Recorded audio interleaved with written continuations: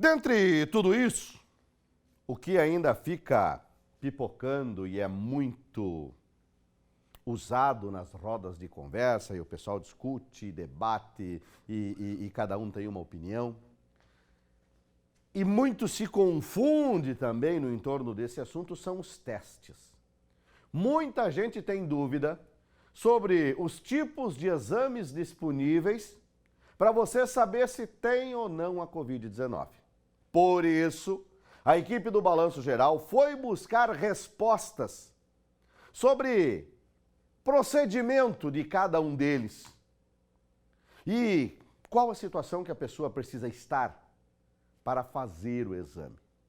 Diego Antunes e Ezequiel Marçango traz aqui no ar. Além de ser letal em alguns casos, a Covid-19 é conhecida como uma doença silenciosa e invisível. Em meio a centenas e até milhares de pessoas, é difícil identificar quem é assintomático para ela, ou seja, não apresenta sintomas, mas está infectado, quem já pegou e está curado e quem ainda não pegou. Com medo do novo coronavírus, muita gente tem corrido para as farmácias e laboratórios em busca dos testes que podem ser eficazes, mas em alguns casos também podem confundir o paciente. Essa médica infectologista explica de maneira bem simples como cada exame funciona. Os testes para a Covid-19, existem dois tipos. O que a gente busca o vírus em si, que é aquele que coloca o cotonete no nariz e na garganta, que a gente vai amplificar o material genético do vírus, que é o RT-PCR. Em alguns locais, esse RT-PCR pode ficar pronto em até 1h40 minutos, mas na maioria dos locais ele vai ou para o LACEN ou para laboratório de apoio e aí demora 5 a 7 dias. O outro teste rápido que as pessoas chamam é aquele que pinga uma gotinha de sangue num cartãozinho plástico e aí ele vai mostrar se a pessoa já tem a doença ou se ela já passou a doença e tudo bem. E pode dar negativo também, mas isso não significa muita coisa, porque esse teste rápido ele demora 7 dias a partir do início dos sintomas para poder positivar. Então tem que ter cuidado com a interpretação dos testes. Como em algumas cidades ou regiões o número de casos confirmados tem sido bastante alto, é comum que, por precaução, medo e até desencargo de consciência, as pessoas busquem pelo teste sem uma consulta ambulatorial. A infectologista explica que antes de qualquer ação, é importante prestar atenção nos sintomas. As pessoas assintomáticas, elas são testadas em situações muito específicas. Por exemplo, se está se investigando um surto em alguma empresa, onde vários colaboradores tiveram a doença, pode-se fazer em assintomáticos para saber se as pessoas já tiveram ou se estão tendo a doença de forma assintomática. Também quando se quer saber como é que está a imunidade da população para a Covid-19, se testam os assintomáticos também para saber quem já passou e às vezes teve sintomas muito leves ou não teve sintomas.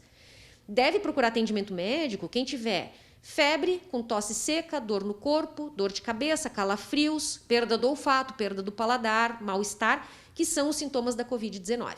E após fazer o exame, principalmente o teste rápido, é importante que a pessoa tenha calma ao interpretar o resultado da coleta e análise. Tem muitas pessoas que acham que quando fazem o teste do sangue, da gotinha de sangue no cartão e ele dá negativo, que a pessoa não está com a doença. Tem que ter muito cuidado. Por quê?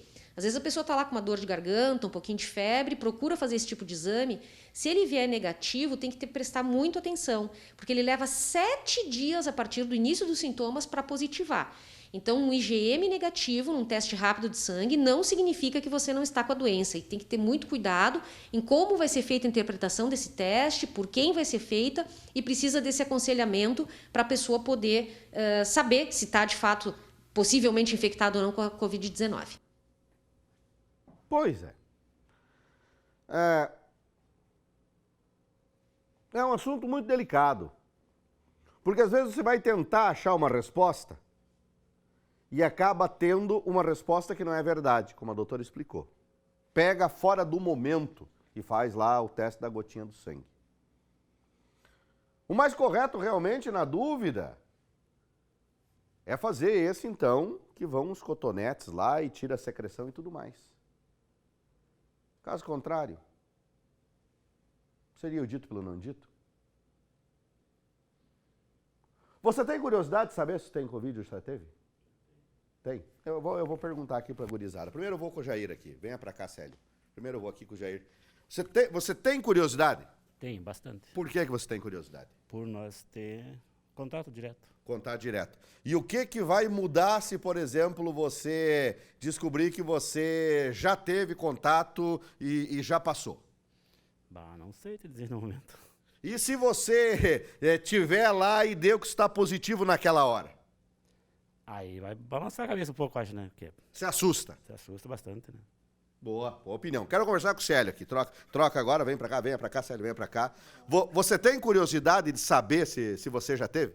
Tenho curiosidade, sim. Curiosidade. Sim. E se, por exemplo, a mesma pergunta que eu fiz pro Jair, e se lá deu que você já passou, que você já se recuperou?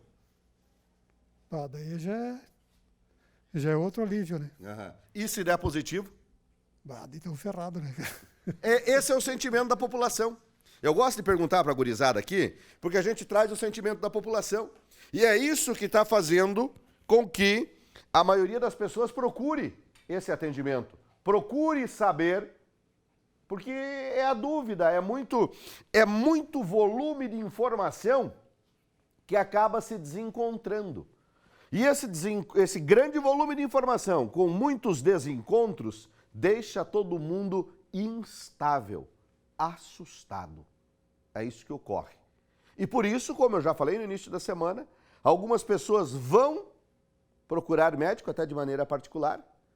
Chegam lá, apavorados, com um ou outro sintoma, o médico vai averiguar, realmente está com um pequeno resfriado. Ou até mesmo muito atacado da rinite, que é uma coisa muito típica dessa época do ano, né? Por isso, eu acredito que tem que ter calma. A calma é, digamos assim, um remédio mais próximo para a gente utilizar nesse momento. Calma. Manter a tranquilidade, né, minha gente? E jamais deixar de cuidar. Jamais deixar de cuidar, né? Todo mundo está vendo quando vai no restaurante, tem lá as luvas para você colocar, para você se servir. Chega no restaurante de máscara certinho ou em qualquer estabelecimento comercial, faz a higiene, coloca as outras luvas, se serve, depois tira as luvas, faz a sua alimentação. Quando sair, paga lá, higieniza de novo, com a máscara de novo colocada. Se não precisar ir num determinado local, não vá. Esse detalhe, né? Tendo oportunidade, sempre uma boa limpeza e higienização nas mãos com água e sabão é o comum, é cuidar da higiene. Evitar a mão no nariz, a mão na boca, a mão no olho e tal e coisa. Situação que é muito delicada para quem está passando um problema de rinite, que espirra 350 vezes por hora, tem que, volta e meia, aquela coceira insuportável nos olhos, acaba levando as mãos aos olhos. Por isso, cuidado, né, gente?